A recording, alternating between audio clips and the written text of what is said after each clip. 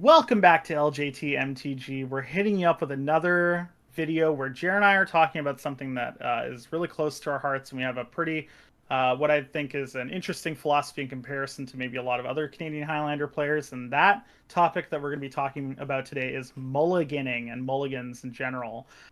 Before we get started, if you like our content, feel free to subscribe to the channel down below, as well as we really do love reading and interacting with everyone in the comments. So if you have any ideas that you want to share regarding mulliganing, or you feel like you want us to elaborate on specific parts of mulligans that we're going to be talking about, please leave a comment down below. We really do appreciate it, and it's really fun. Um, Now, to get us started off, before we move in, I'm going to caveat that mulligans are like mulliganing in general is an extremely complicated topic that has so many layers and it is very, very deep. And we're not going to be able to cover everything about mulliganing today, but we really wanted to talk about a couple of different things that have been on our mind. Uh, so to get us moving forward, first we want to talk about how mulligans are different in Canadian Highlander. Um, Compared to 60 card formats where you get to play four of the same card, as well as you have a sideboard for games 2 and 3.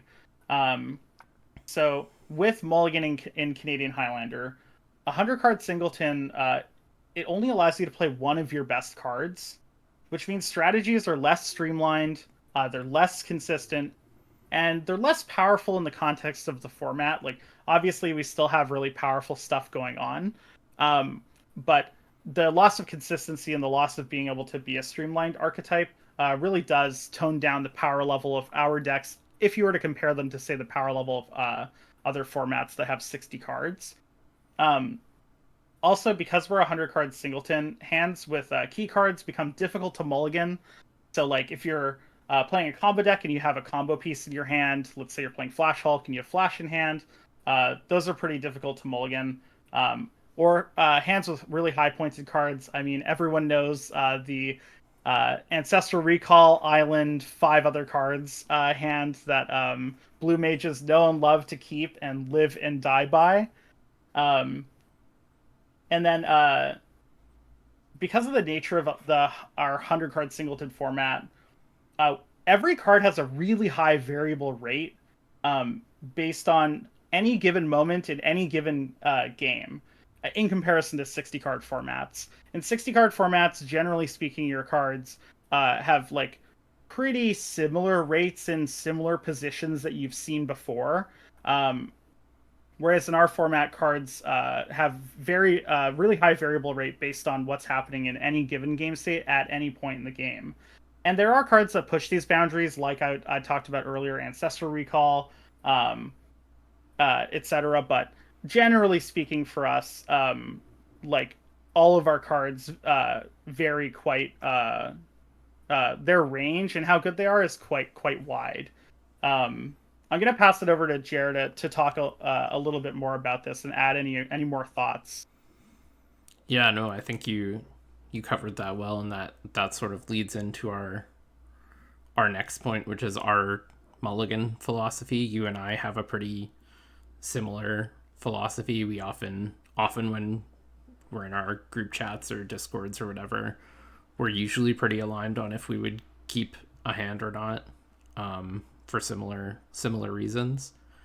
Um, and our Mulligan philosophy ultimately boils down to, at least for game one, when we're in the dark, we don't mulligan, especially aggressively.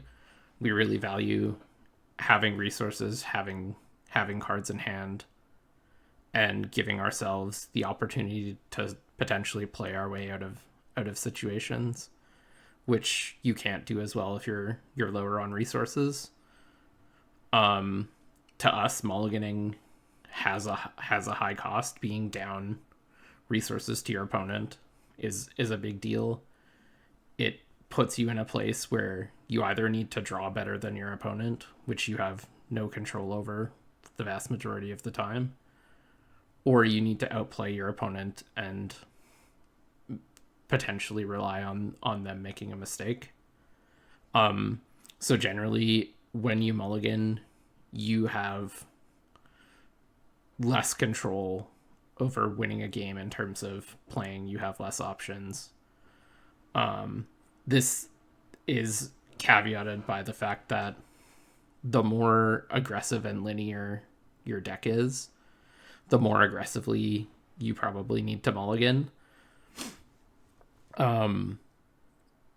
So we'll get into this later when we talk about game 2 and 3 mulligans. But when you have a greater ability to determine how good your cards are going to be, you can make more informed mulliganing decisions, and that allows you to mulligan more aggressively. So if you're a pretty linear combo deck or a really aggressive fair deck, you're going to tend to mulligan more often because your goal is to sort of try to ignore what your opponent's doing and allow you to just value your own cards and make a more informed mulligan decision, hoping that you can sort of ignore what your opponent is doing.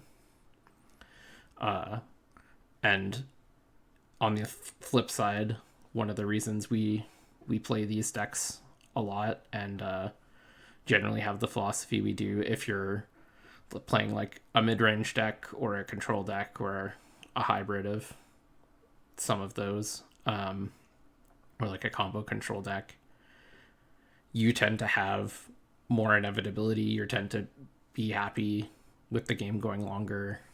But as Trent said, cards in our format have a very variable rate throughout the game, and that starts with our opening hand. So it's really hard to tell how good your hand is or is not before you've played the game, before you know what your opponent's doing, before you know what cards you're going to draw. And so one of the reasons we don't like mulliganing very much is because we like making informed choices and giving ourselves the best chance in our mind of winning the game, and having more resources is definitely a good way to do that.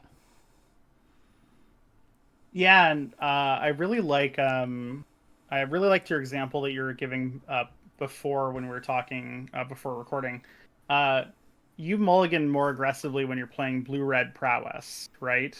And a big part of that is like you're playing cards that are sort of generically weaker in a bunch of different places, but really powerful in certain instances. And because of the nature of our format, 100 card singleton, like your best cards, like especially in a deck like prowess, they like start to drop off pretty quickly.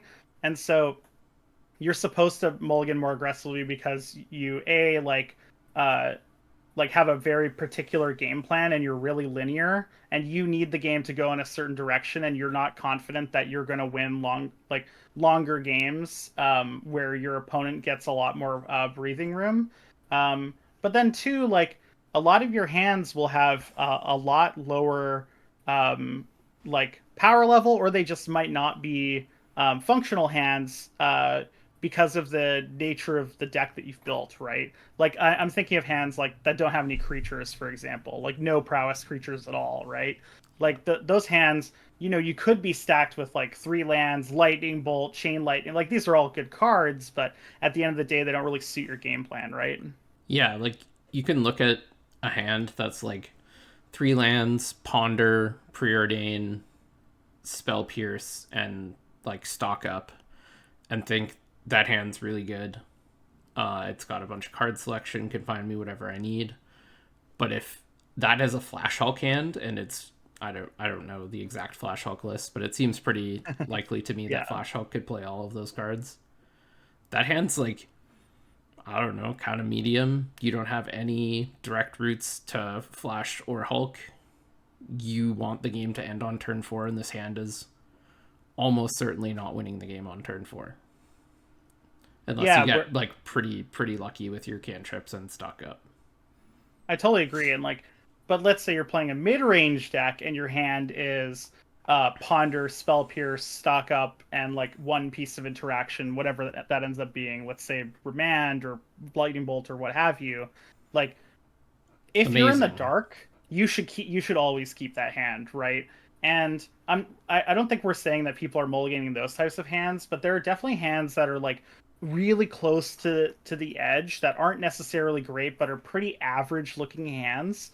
And from our perspective, we do not mulligan those hands as aggressively as we think other people might be doing. Um, so we do want to go into um, like a specific example. So we'll have the example below us, um, and that example is this hand. Do you want to read the hand out, Jer? Yeah, Verdant Catacombs, Thundering Falls, Tropical Island, Snow Covered Island, Farseek, Bring to Light, and Remand. And we're playing Scape Shift, in case it Yeah. wasn't obvious.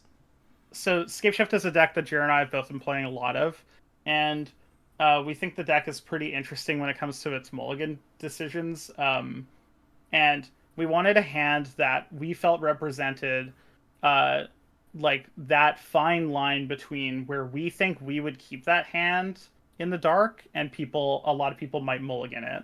So can you tell us why we think we would want to keep this hand? So, especially on the play, for the record, we decided we would keep this hand, regardless of play or draw. Um, Having a turn 2 ramp spell in Scape Shift makes the rest of the game much easier, especially with the ability of your 2 mana ramp spells for the most part being able to get you a surveil land, so they have added card selection with them. Tap lands in Scape Shift are actually really powerful. You don't have a lot of turn 1 plays. You often don't want to cast your cantrips on turn 1 unless you're looking for something specific. But especially on the play, turn 1 you don't know what you're looking for. So having a surveil land in your opening hand in Scape Shift is often, I see it as a really, really good thing. In a lot of decks, that's not the case, but Scape Shift, especially with the ramp spells, is able to sequence playing the surveil lands, even if not turn 1 on a later turn, pretty easily.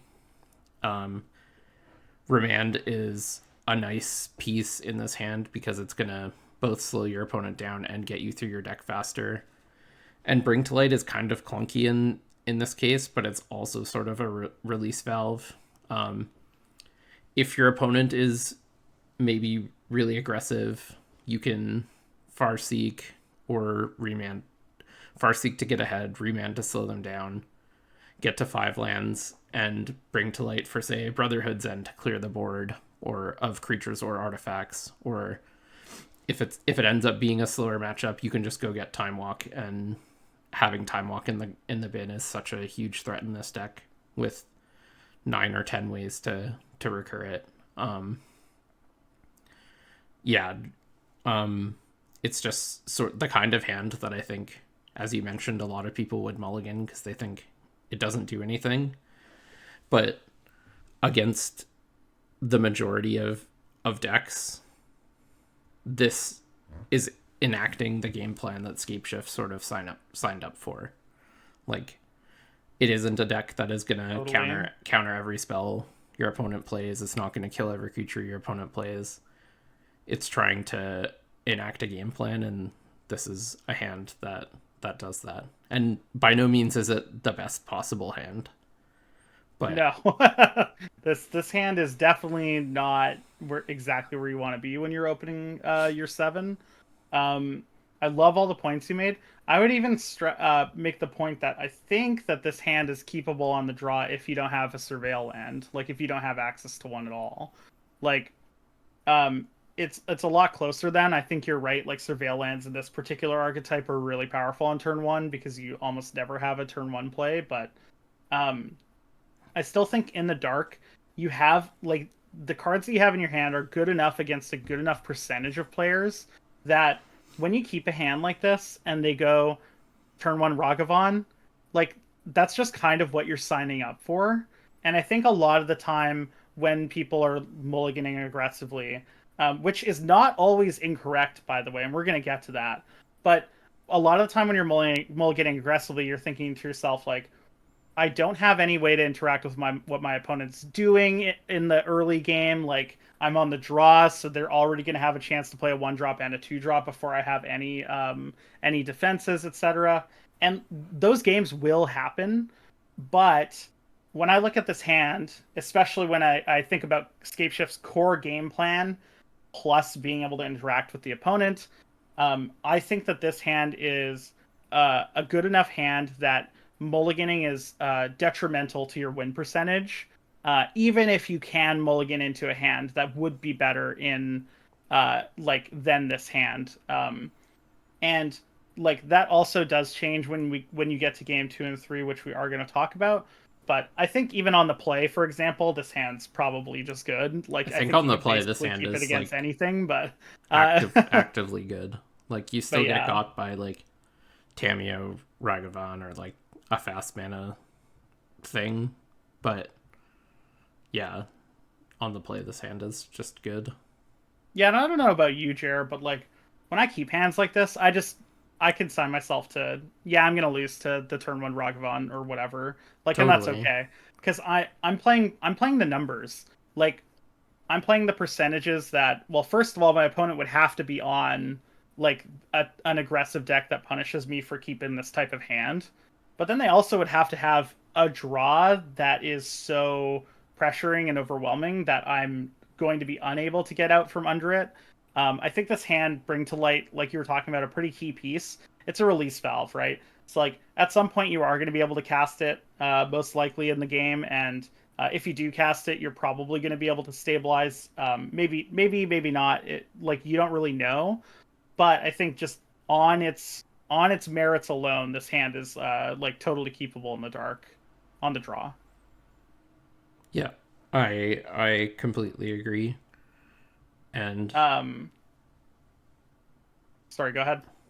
I was just gonna say, as we said, this is to us the type of hand that would probably get mulliganed by a vast majority of other people, and it may be because they're used to playing 60 card where I don't think we've said this explicitly, but you and I both mulligan more aggressively in Oh 64 yeah, yeah of we do. formats because your decks are more consistent. You're looking to hit a specific play pattern, but in Highlander, most decks can't do that reliably. Like you have to be more flexible in how you play the game. Your opponent's strategy is going to be less consistent as well, and so this sort of I don't know. I've seen it. I know you've seen it at least a little bit as well. This sort of expectation or expectation that your opponent's always keeping a 9 out of 10 hand just also isn't true because of that's not how our format works. That's not how mulliganing works. That's not how randomization works. Like the points list exists in such a way that no deck is keeping a 9 out of 10 hand every time. And I think that's important to keep in mind when you're keeping hands like this. Well, and like let's say your opponent doesn't keep a 9 out of 10. Let's say they're keeping like a 6 out of 10.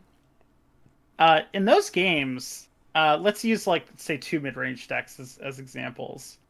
Mulliganing costs a lot. Like it is not free at all.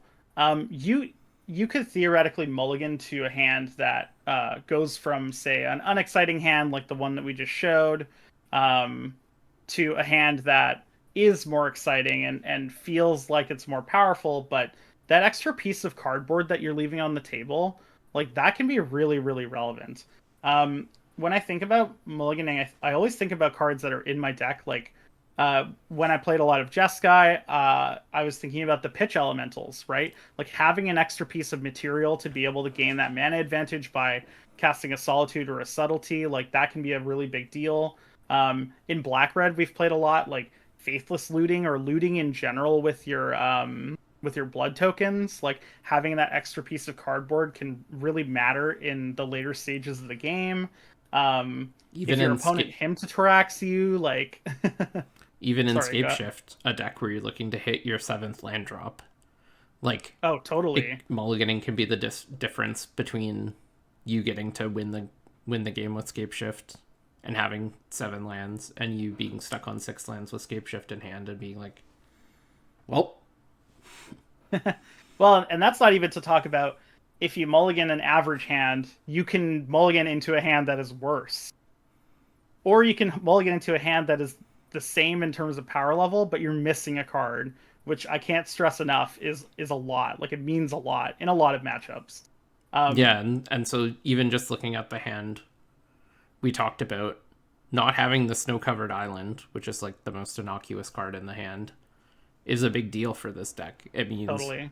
you're not guaranteed to hit Bring to Light. You, if you hit a cantrip or something, you need a 5th land. We're looking to hit our 6th and 7th land drops, so like being down matters. Yeah, no, I totally absolutely agree. Um, I think with that we can move on.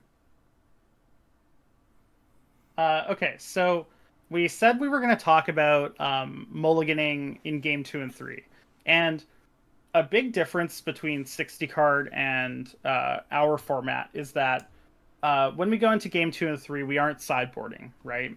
So what do we gain then between games 1 and 2? We gain information, and that information we need to use that information to either confirm what we already feel about our mulligans or to drastically change how we're going to mulligan based on any given matchup. So, uh, an example I have for a moment where I really changed my mulligan philosophy, or at least like I changed how I was mulliganing with a particular archetype, is recently I was playing Flash Hulk on a Monday night, and generally speaking, with Flash Hulk, I think it is best practice to mulligan any hand that doesn't have at minimum one tutor, and generally speaking, you want to. You really need that clear line to get to Flash Hulk before your opponent has time to close the game out with whatever creatures they're playing, or to gain enough advantage over time to have too many counter spells that you have to fight through, etc. Um, but I was playing against Jeskai, a more controlling version of the mid-range deck, like pretty close to the one that I've been running.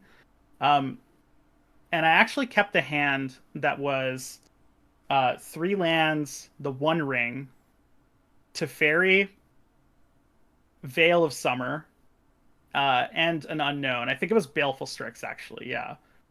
And that hand has no tutors and is not fast at all.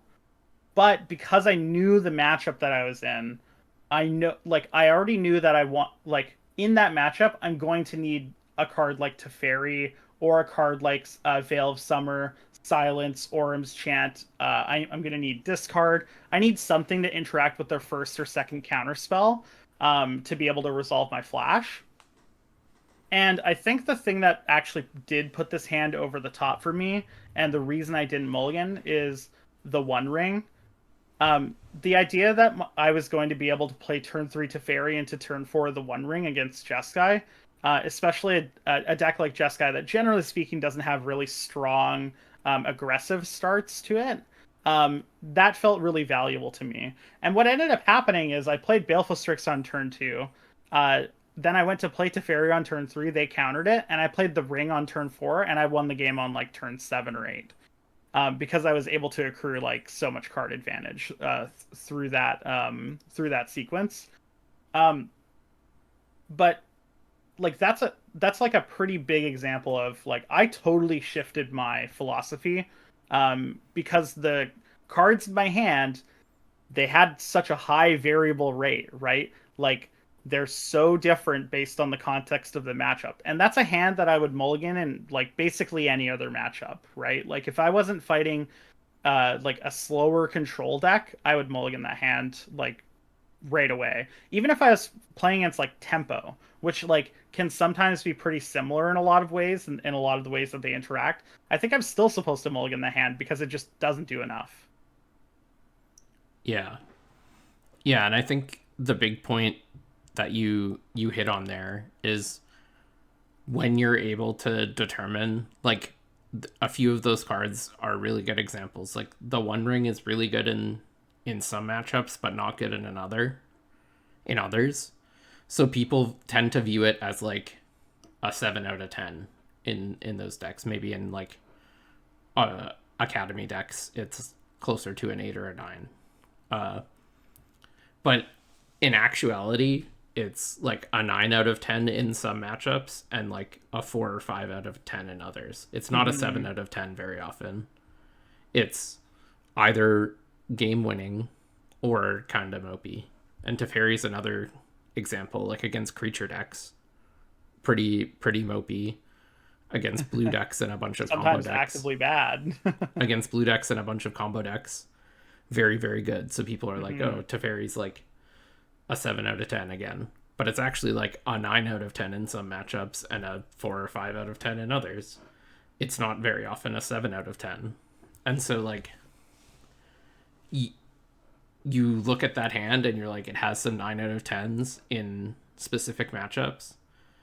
But they're all, those same cards are 4 out of 10s in other matchups. And yeah.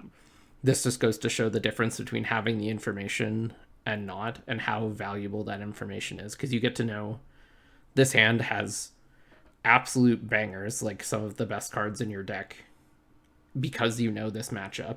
Like, you don't have many better cards than Teferi against Jeskai. Nope. It's basically the best. Whereas if you're in the dark, as you said, you have to mulligan because in a lot of matchups, those cards are just mopey and slow. Yeah, totally. So games 2 and game 3, depending on how much you've seen from your opponent, if you know what they're on, etc., like they change so much. And another tough thing about our format is like your game 1 mulligans can feel like game 2 and game 3 mulligans because of your local scene. Like if you sit across from a player, and I had this happen to me for so many years. I used to only play Craterhoof, right? So like I would sit across from people and their hand would be like Pyroclasm, Fork Bolt, Pyrokinesis, like completely unkeepable if they are in the dark. But because they know I'm playing Craterhoof, they get to just like free roll that hand. And when you're thinking about like mulliganing, especially let's say your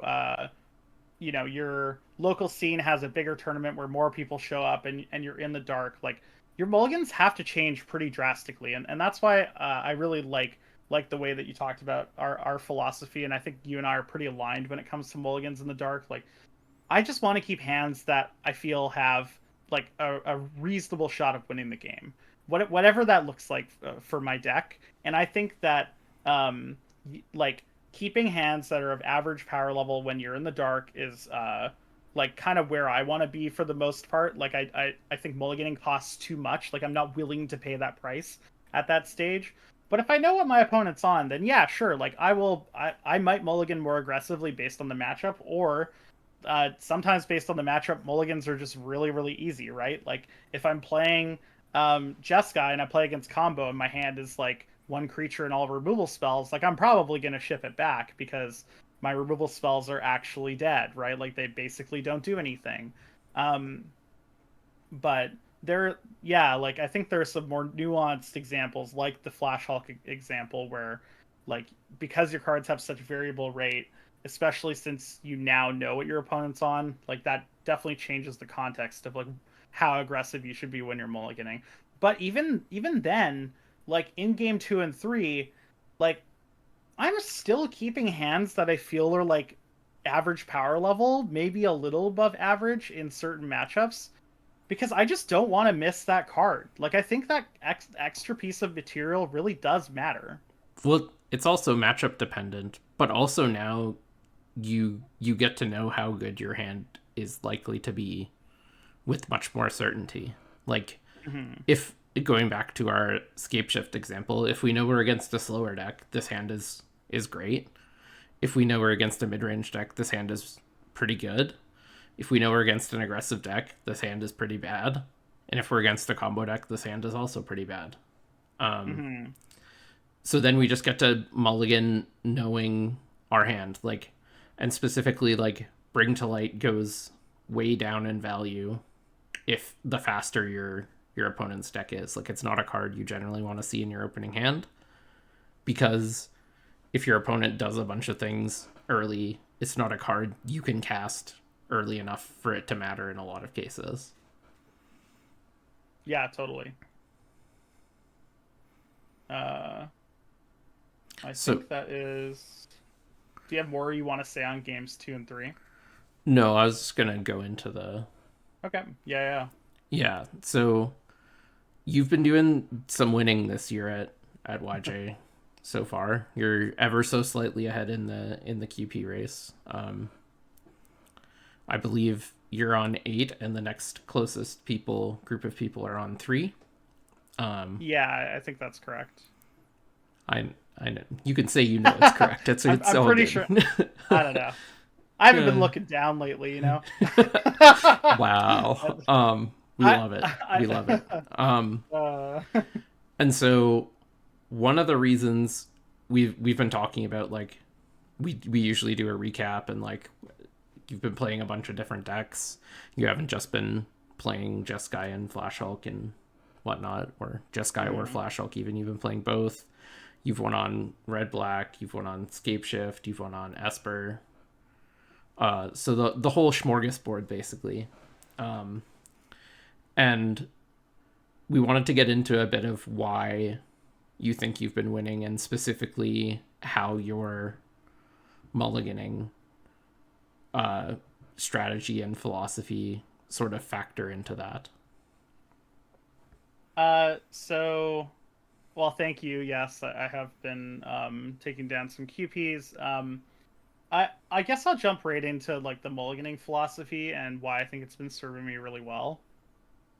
It turns out that because our format is a 100 card singleton, where your hands have, really high variable rate, and you're not seeing your most powerful cards as often as you would in 60 card, keeping average hands, or even average to a little bit above average hands, um, and not mulliganing aggressively, like, it just gives me more options, and that's why I like it. Um, the I think the temptation a lot of the time is to get rid of hands because they don't cover a lot, like all of your bases, right? Like, I don't have a piece of removal, I don't have a counter spell, I want a creature as a threat, and like there are some hands that are like really really excellent hands that do cover quite a lot of bases, but generally speaking, especially like from my opponent's side, like, I mean, if I'm drawing these average hands, like, I'm not special. Like, other people are drawing these types of hands as well, right? And if they're going to send those hands back, my hand actually gets better because it's of average power level. Like, yes, I'm going to keep hands where I keep, like, maybe it's a little below average. I don't know, like, but it's in the dark, so I end up keeping it because I think the hand has potential and I think it can get me there. Um, and my opponent's going like turn 1 land Mox, Blood Tithe Harvester or whatever, like, or maybe not Blood Tithe because it isn't like the best example, but like your opponents are going to have really powerful starts no matter what you do in a lot of circumstances, and there are some starts that even a good 7 might not be, right? So I think I'm just at the point where I'm accepting those like higher variance games, and I'm trying to play to the average. Like, what does an average hand for my opponent look like? Do I feel like do I feel like my hand has game against what that hand would be? In the dark, game 1, I'm keeping most hands that like, have some way of advancing my game plan and have some pieces of interaction, and maybe that interaction ends up being good, maybe it doesn't, but I'm fine to take those calculated risks because I don't know what my opponent is playing, so I can only play based off the information that I have available to me.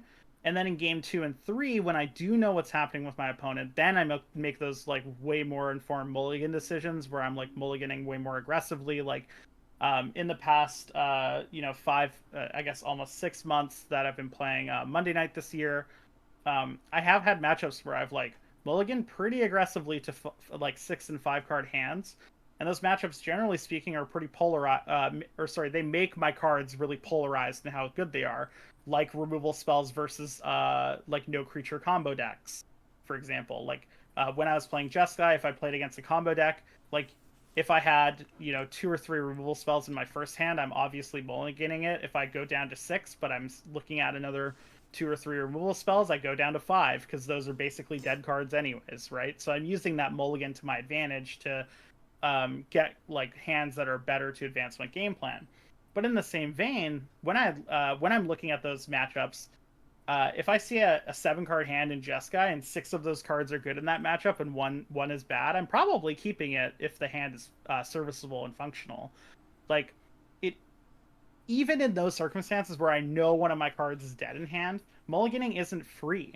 Like I think a lot of the time when people are mulliganing, they're thinking, well, I have another shot, right? I have another shot at 7 cards, and it's the box. It could be anything. It like, and I could open it up, and it could just be Ancestral Recall or whatever.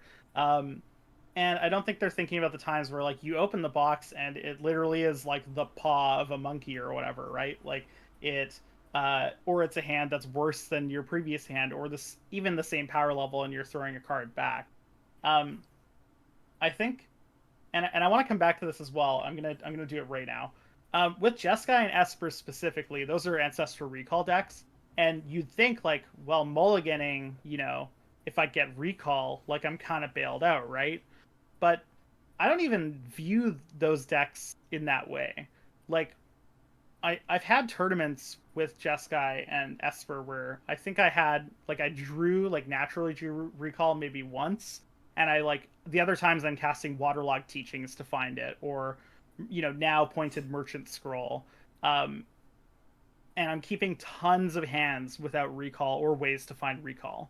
Because I've built my deck in such a way where like yes, Ancestral Recall is obviously extremely powerful and is one of the ways that my deck wins the game, especially in a later, longer game where I'm able to recur it with Mystic Sanctuary, or I'm able to, like copy it or whatever. Um, but like, and I could mulligan 2 ways to find recall or recall itself, especially for hands that are maybe a little average or below average. But like personally, I just don't think that I'm winning those. Like I don't think I'm winning that percentage trade. Like I'm taking what I believe to be the highest percentage play to get me to the point where I win the match, right? Yeah, that's really interesting and good points, I think. Um, Especially since you've been able to do it on a lot of different decks. Can you talk a bit about how your philosophy shifts between the decks you've been playing? Sure, yeah. So, Jeskai midrange and Esper midrange are the decks where I mulligan the least, I would say, because they are midrange decks that are, well, they're midrange to control-ish decks that, generally speaking, you're just looking for hands that have ways to interact. You're not actually that worried about how you're going to win the game. Like, how you win the game will come up through the course of the actual match that you're playing, or the actual game that you're playing. Um, as opposed to decks like Flash Hulk, for example, where my mulliganing philosophy changes quite a lot. And as I said before, generally speaking, with Flash Hulk, I'm looking to mulligan hands that don't have 2 tutors. I will keep hands that have 1 tutor plus some card selection, depending on like how low I've mulliganed, or like if I know the matchup in particular is like where is a little slower and I'm looking for specific pieces, then I will keep hands that have, say, 1 tutor plus 2 or 3 cantrips, because I know that I'm going to want to be looking for a tutor plus like a silence effect or an Orum's chant to do my best to push through whatever counter magic they have. Um, but yeah, generally speaking, that's how I've been mulliganing with Flash Hulk. With Scape Shift, it's a control combo deck, so because land drops are so important, I'm really hard pressed to mulligan with Scape Shift, uh, but I will do it. Um, Scape Shift doesn't have the same release valve as Jeskai or Esper. Like Jeskai or Esper, you can mulligan and then you can draw recall, and that can like help get you out of that mulligan.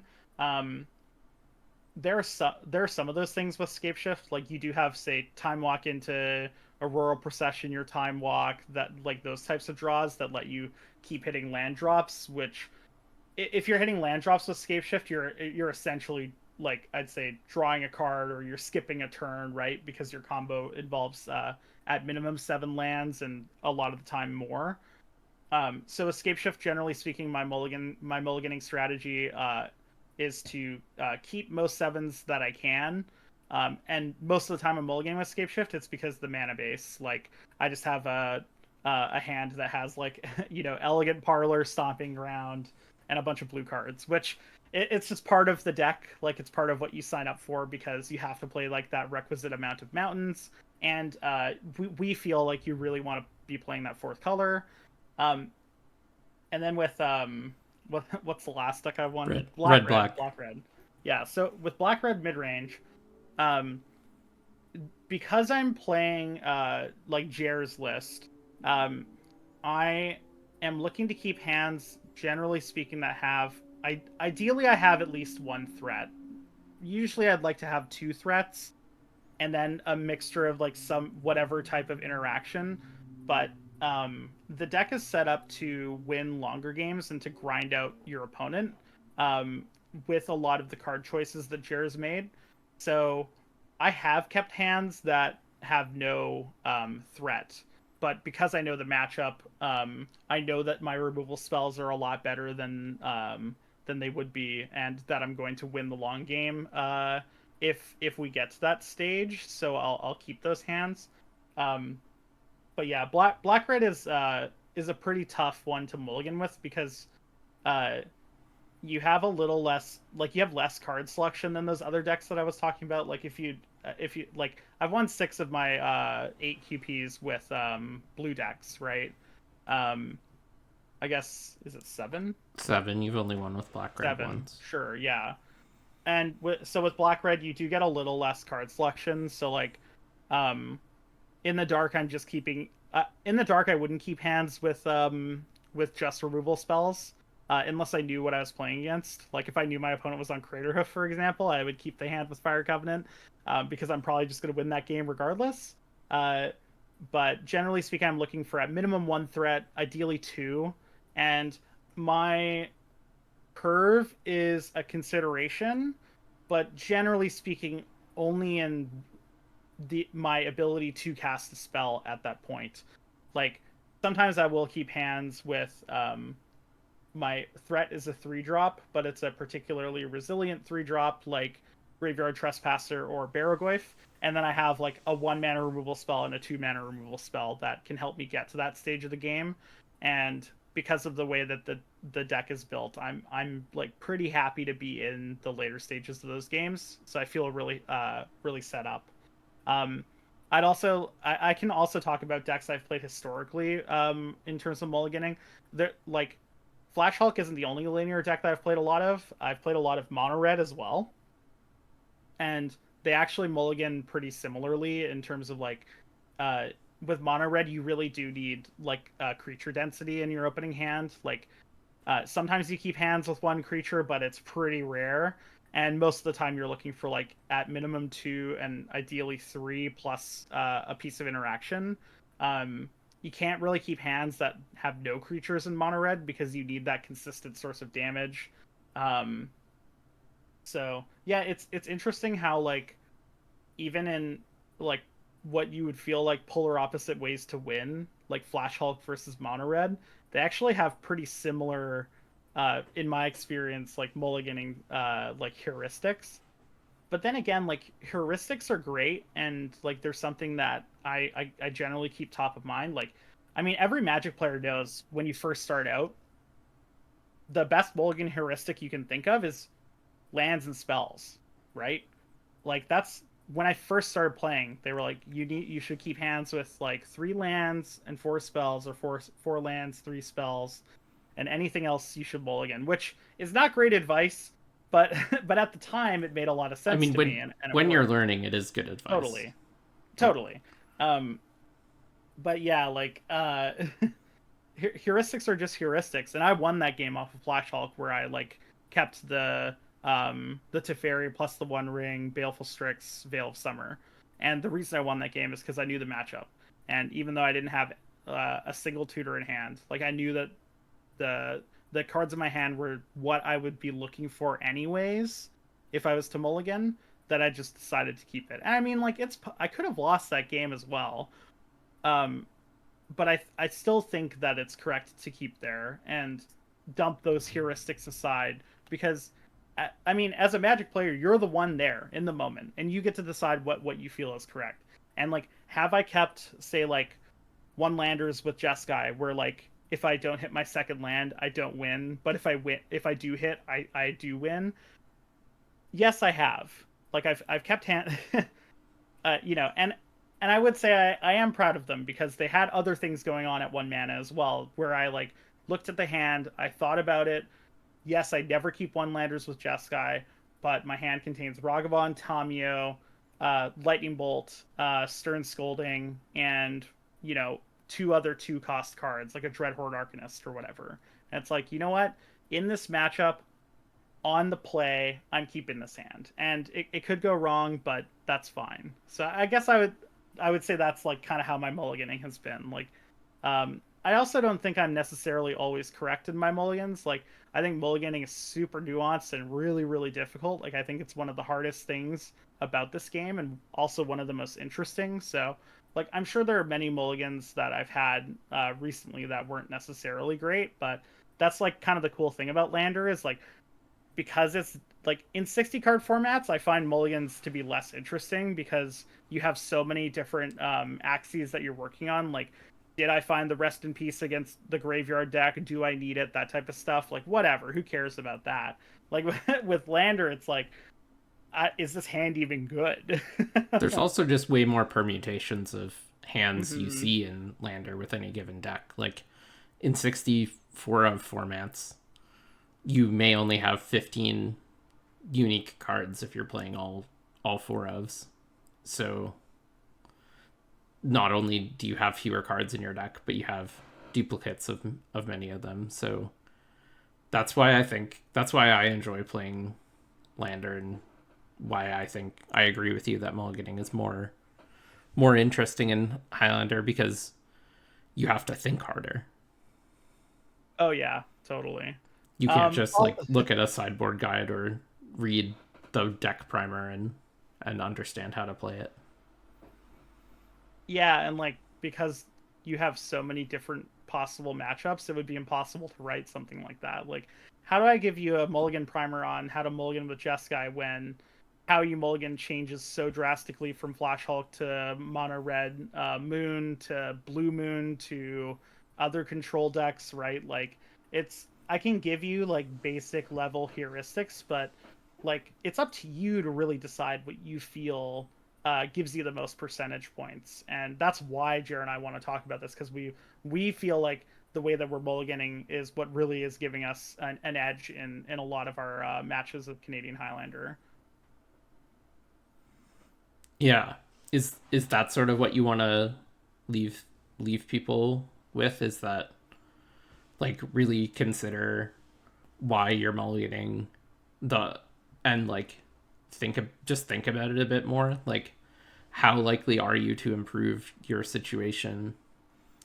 Why are you mulliganing? Does the like resource cost of taking your mulligan, is it, are you likely to improve your situation?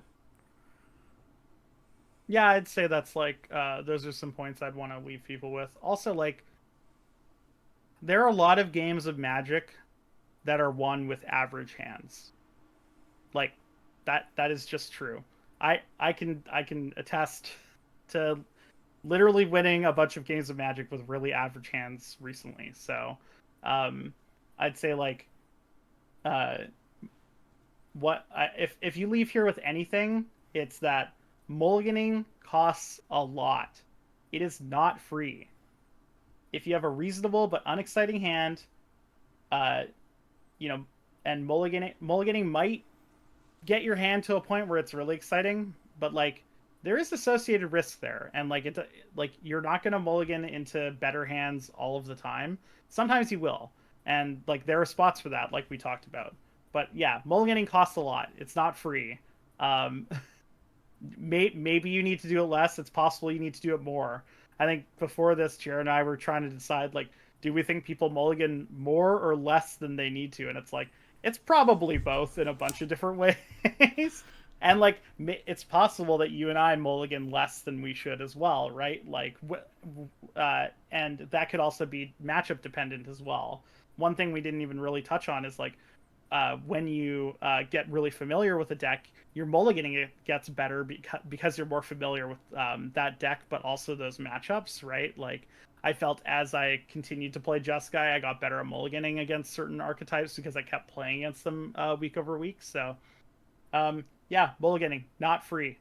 It costs a lot. That extra card could matter a lot, and games are won on with average draws all of the time.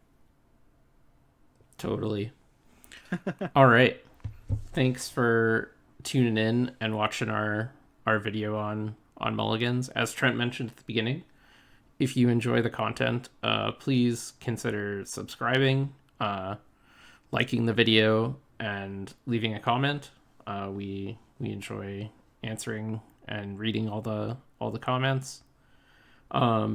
If you're new to the channel, definitely check out a bunch of our other videos. We have lots of Canadian Highlander content, both videos, some like more theoretical videos like this, as well as lots of gameplay, both pretty serious and pretty memey, sort of all across the spectrum. So if you haven't checked out some of our older videos and those sound exciting to you, definitely see what we have on offer. And as always, thanks for watching.